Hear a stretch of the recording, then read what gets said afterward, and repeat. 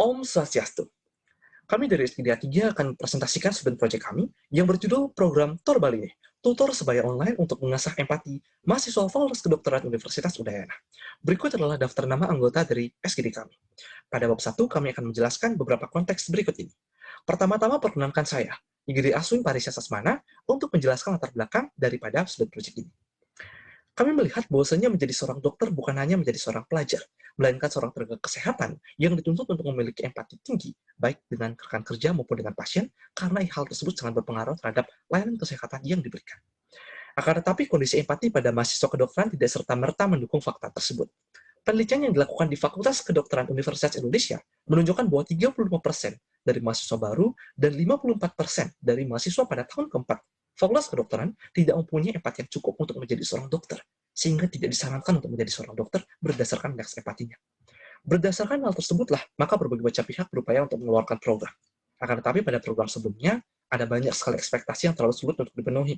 Mahasiswa preklinik yang belum tahu dasar akan melaksanakan empati, dipaksa untuk dapat menyesuaikan diri, memiliki empati yang tinggi terhadap pasien, dan mampu berkolaborasi dengan profesi yang berbeda dalam lingkup kesehatan.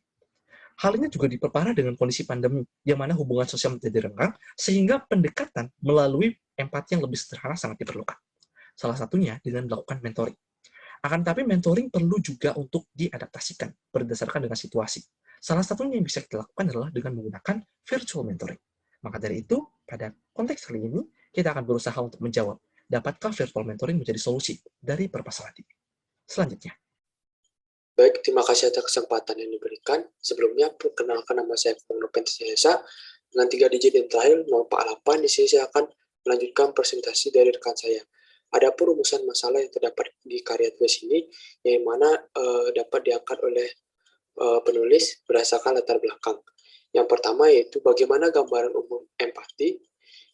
Yang kedua yaitu bagaimana pengaruh mentoring dan project-based learning dalam meningkatkan empati. Kemudian yang ketiga itu bagaimana prediksi program Torbaline dapat meningkatkan empati mahasiswa kedokteran. Adapun tujuan dari pembuatan karya tulis ini, yang pertama yaitu untuk mengetahui gambaran umum empati, yang kedua itu untuk mengetahui pengaruh mentoring dan project-based learning dalam meningkatkan empati, yang ketiga itu untuk mengetahui prediksi program Torbaline dapat meningkatkan empati mahasiswa kedokteran.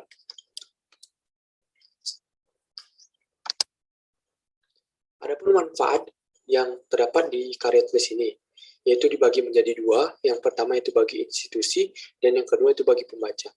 Bagi institusi, yaitu karya tulis ini dapat menambah wawasan tentang upaya untuk meningkatkan empati pada mahasiswa kedokteran. Sedangkan bagi pembaca, pada karya tulis ini, pembaca mendapatkan gambaran mengenai upaya untuk meningkatkan empati pada mahasiswa kedokteran. Baik, sekian dari presentasi saya, akan dilanjutkan oleh rekan saya. Terima kasih. Baik, perkenalkan saya Nikomang Masnia Ritami Dewi dengan 3 digit NIM terakhir 053.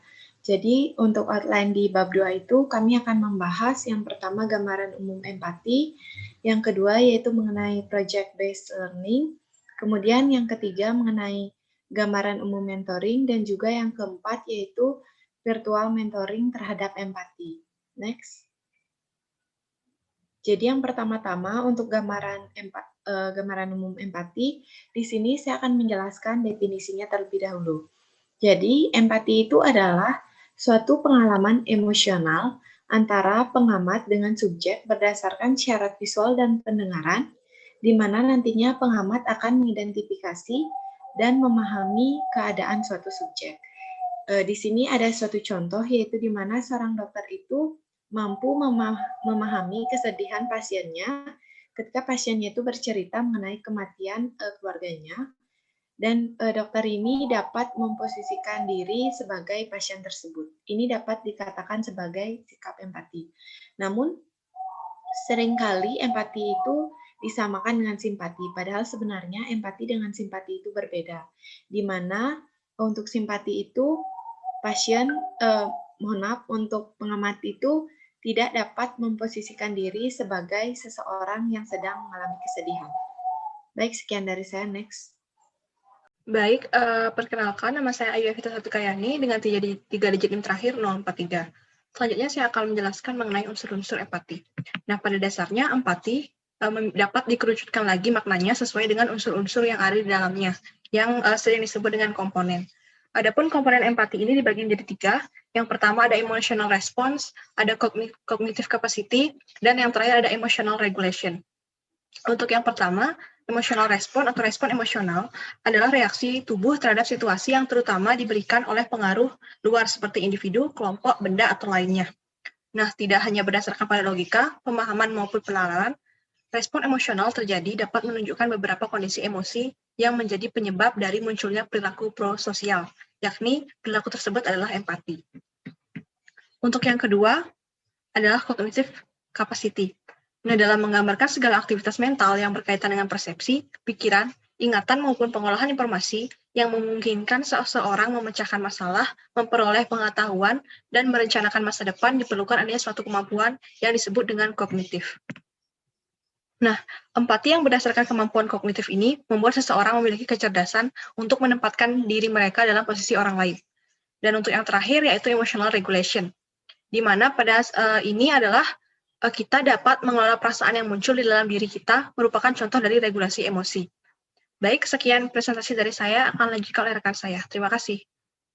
Baik, terima kasih atas waktunya. Di sini saya akan melanjutkan presentasi dari rekan saya. Sebelumnya, perkenalkan nama saya Nilu Putri Delia dengan 3 digit NIM terakhir 060. Di sini saya akan menyampaikan mengenai Project Based Learning. Project Based Learning atau PBL adalah metode pembelajaran dalam bentuk proyek yang berpusat pada proses, yang memiliki jangka waktu, berfokus pada masalah, di mana merupakan sebuah pembelajaran bermakna dengan memadukan konsep dan prinsip dari beberapa komponen, baik itu pengetahuan, disiplin ilmu, ataupun lapangan. Selanjutnya itu Project Based Learning untuk meningkatkan empati.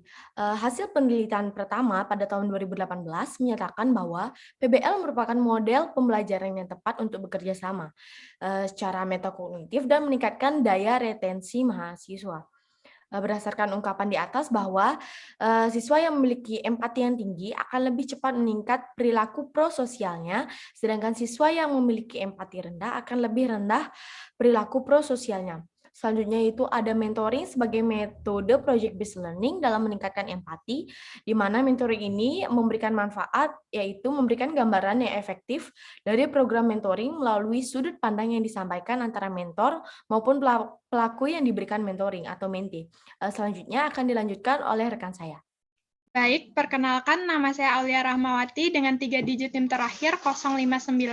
Di sini saya akan menjelaskan tentang gambaran umum mengenai mentoring.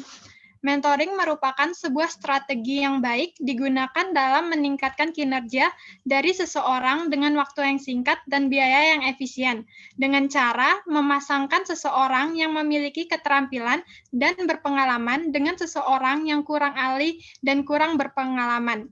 Namun, dikarenakan pandemi COVID-19 seperti saat ini, mentoring beralih dari tatap muka menjadi online seperti video conference. Sekian dari saya, akan dilanjutkan oleh teman saya. Perkenalkan, nama saya Nikade Ayutena Oktari Dewi dengan 3 digit NIM terakhir 039. Di sini saya akan menjelaskan tentang virtual mentoring terhadap empati. Nah, di sini program mentoring terhadap empati yang pernah dilaksanakan oleh para peneliti sebelumnya mampu memberikan pembelajaran berupa latihan-latihan yang sangat bermanfaat untuk meningkatkan empati kepada mahasiswa kedokteran. Pelatihan yang dapat dilaksanakan dapat memberikan pemahaman berupa kegiatan yang terdapat pada setiap sesi mentoring ini. Kekurangan yang dapat dirasakan mahasiswa kedokteran dalam sesi mentoring yang pernah dilaksanakan adalah banyak mahasiswa mengalami kesulitan dalam memahami sesi mentoring ini. Penyebab lain yang dapat terjadi yaitu bahwa mahasiswa kedokteran yang telah dilatih secara akademis untuk menghargai dari kinerja yang objektif tidak ingin menghabiskan waktu dengan subjek yang tidak dapat diukur secara objektif. Nah, dalam penelitian sebelumnya, penerapan mentoring dilaksanakan secara offline. Namun, karena dalam situasi pandemi sekarang ini, maka kegiatan mentoring tidak dapat dilaksanakan secara offline, sehingga mengharuskan terjadinya modifikasi mekanisme penerapan program mentoring ini. Next. Baik, perkenalkan saya Niputu Cishanarti Pramudia dengan 3 digit NIM terakhir 040. Di sini saya akan melanjutkan presentasi. Adapun yang akan kami bahas dalam bab 3 ini adalah gambaran umum program, mekanisme pelaksanaan program, target outcome dari program, serta prediksi keberhasilan. Saya sendiri akan membawakan gambaran umum program. Seperti yang telah dijelaskan tadi, bahwa virtual mentoring merupakan upaya meningkatkan empati saat pandemi COVID-19. Nah, untuk meningkatkan keefektifan virtual mentoring, penulis merancang suatu program berbasis virtual mentoring yang merupakan penerapan project-based learning untuk meningkatkan empati mahasiswa kedokteran. Program ini penulis beri nama Torbaline, tutor sebaya online. Program ini dilaksanakan secara daring dengan memainkan peran sejawat untuk saling membangun dan membenahi satu sama lain. Program ini mengambil lokasi di Fakultas Kedokteran Universitas Udayana. Adapun hambatan dalam pelaksanaan program ini adalah waktu pemberian program yang harus disesuaikan di tengah padatnya perkuliahan mahasiswa FK UNED, lalu minimnya pengawasan terhadap mahasiswa dalam pelaksanaan program, serta keterbatasan media pendukung kegiatan daring seperti kuota internet. Adapun solusi yang dapat kami ajukan untuk mengatasi hambatan tersebut adalah membuat standar pelaksanaan program, melaksanakan pengukuran tingkat empati di awal dan akhir pelaksanaan program, serta memberi bantuan kuota internet bagi mahasiswa yang benar-benar memerlukan. Sekian presentasi dari saya dan akan dilanjutkan oleh rekan saya. Baik, terima kasih. Perkenalkan, nama saya Lokuta Priska Paramananda dengan 3 digit yang terakhir 050. Di sini saya akan mempresentasikan terkait mekanisme pelaksanaan program. Nah, jadi Torbaline ini merupakan bentuk program project-based learning online berbasis video conference, di mana kelompok sasaran dari program ini adalah mahasiswa Fakultas Kedokteran Universitas Udayana dari 6 prodi, yakni program studi kedokteran umum, kedokteran gigi, fisioterapi, psikologi, keperawatan, dan juga kesehatan masyarakat. Nah, untuk mekanisme pelaksanaan program akan diawali dengan pendataan jumlah mahasiswa dan juga jumlah kelompok SGD atau small group discussion. Kemudian setiap kelompok SGD ini akan mewawancarai mahasiswa dari program studi yang berbeda dalam sebuah room Webex meeting. Kemudian akan diberikan pertanyaan terkait kehidupan perkuliahan, kesibukan saat ini, masalah yang sedang dihadapi, dan pengalaman menarik dan juga lain-lain. Dan setelah diskusi berakhir, setiap kelompok SGD akan membuat sebuah laporan hasil wawancara dan yang berisi gambaran diskusi tersebut serta solusi yang sesuai dengan keadaan narasumber yang dapat diberikan dari kelompok SGD tersebut. Nah, selain itu, sebelum dan juga sesudah sesi wawancara, setiap kelompok SGD akan diberikan pretest dan juga post-test serta kuesioner online untuk mengetahui efektivitas dari program ini terhadap mahasiswa. Dan program Torbaline ini akan menggunakan media video conference berupa Webex Premium, dan setiap anggota kelompok SGD akan menunjuk salah satu anggotanya untuk menjadi operator room untuk mengatasi masalah yang mungkin terjadi selama pelaksanaan program. Dan akan dilakukan sosialisasi mengenai program ini dan juga penyampaian manfaat yang akan diberikan kepada mahasiswa ketika mau ikut serta berkontribusi dalam program ini. Nah, sehingga tujuan program untuk meningkatkan rasa empati antar sesama mahasiswa di Fakultas Kedokteran Universitas Udayana dapat terlaksana secara maksimal. Next. Nama saya Putu Andika Surya Pramana Putra dengan 3 digit tim terakhir 045. Di sini saya akan memberikan presentasi tentang target outcome dari program. Program Torbaline atau tutor sebaya online diharapkan menjadi program pembelajaran untuk menumbuhkan dan meningkatkan empati mahasiswa Fakultas Kedokteran Universitas Udayana di masa pandemi COVID-19. Adapun target jangka panjang dari program ini adalah ketika kelak mahasiswa kedokteran sudah menjadi seorang dokter, akan memiliki dan bisa mengaplikasikan empatinya pada pasien. Dalam komunikasi yang efektif, empati harus dimiliki seorang dokter karena merupakan komponen penting dalam membina hubungan dokter dan pasien tetap terjaga dengan baik. Tentunya pemberian pembelajaran empati akan sangat membantu dalam proses pengobatan penyakit yang dialami pada pasien. Seorang dokter yang memiliki empati akan bisa memberikan kepuasan pada pasiennya karena pasien merasakan bahwa dokter bisa merasakan apa yang mereka rasakan. Pada program ini, mahasiswa diajarkan untuk melatih komunikasi, pengelolaan emosi, dan pola berpikir kognitif untuk melatih kepekaan terhadap apa yang pasien rasakan, serta mempunyai jiwa sosial dan rasa peduli terhadap orang lain. Oleh karena itu, program ini dimaksudkan untuk memberikan pembelajaran mengenai empati pada mahasiswa kedokteran sebagai bekal ketika menjadi seorang dokter nantinya, untuk membangun dan menjaga hubungan antara dokter dan pasien. Next. Baik, terima kasih. Selanjutnya, perkenalkan nama saya Kadek Meda Jumarlina yang akan menjelaskan mengenai prediksi keberhasilan dari program Torbaline, di mana ada kelebihan, kekurangan, peluang, dan juga tantangan untuk menilai prediksi keberhasilan dari program ini. Yang pertama, kelebihannya. Tentunya, kelebihan dari program ini itu 1. Pencocokan tutor dan mahasiswa FK Udayana yang lebih baik. 2. Tidak menghabiskan waktu yang banyak. 3. Lebih banyak kontak dengan mahasiswa FK Udayana sebagai peserta. 4. Lebih mudah bagi mahasiswa untuk menjadwalkan pertemuan mereka karena merupakan sama-sama mahasiswa sehingga perasaan saling mengerti dan juga penyesuaian jadwal akan lebih mudah. Dan yang terakhir, lebih sedikit tekanan sosial dan merasa lebih nyaman. Adapun kekurangannya, yang pertama koneksi jaringan internet tentunya. Yang kedua akan sulit untuk menunjukkan rasa empati karena dilakukan secara virtual. Kemudian peluangnya. Nah, Tutor Bali Sebaya ini merupakan program yang sama seperti mentoring secara virtual, di mana jika dilihat, mentoring secara virtual ini ke depannya akan menjadi lebih umum karena perubahan zamannya akan terus berubah. Maka dari itu, virtual mentoring ini bisa jadi lebih efektif daripada perdampingan atau mentoring secara tatap muka biasa atau secara langsung. Mengingat juga keadaan sekarang ini seperti pandemi COVID-19. Dengan kemudahan perangkat lunak dan platform, mayoritas populasi sekarang akan menyesuaikan dengan panggilan video seperti Zoom dan juga yang lain-lainnya. Sehingga mentoring secara virtual kedepannya akan menjadi lebih dari sekedar alternatif sementara. Adapun tantangannya adalah yang pertama, lebih sulit untuk membentuk koneksi, yang kedua perasaan terisolasi dan kurangnya komunitas, yang ketiga akan ada tantangan ketika chemistry-nya tidak timbul antara tutor dengan pesertanya, dan yang terakhir kesulitan teknis.